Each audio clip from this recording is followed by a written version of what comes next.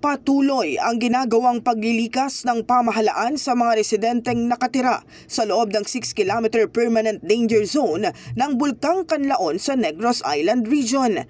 Target na mailikas ang nasa 84,549 individuals o katumbas ng halos 17,000 pamilya. Ayon sa OCD, nasa 46% na sila ng bilang ng mga na-evacuate o katumbas ng 39,258 individuals o 9,942 families. We are closely monitoring the ongoing evacuation of in Negros. No? So ang target population to be evacuated as per DILG data is around 84,549 persons. No? Or close to 17,000 families. Yan po ang target.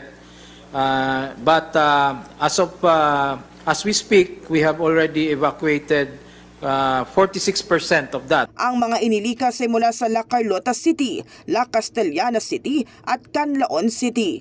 Ayon kay ASEC Alejandro, tuloy-tuloy ang tulong ng pamahalaan sa mga lokal na pamahalaang apektado gamit ang whole of government approach. Sa tulong ito ng mga resources mula sa Armed Forces of the Philippines, Philippine Coast Guard, PNP at DPWH.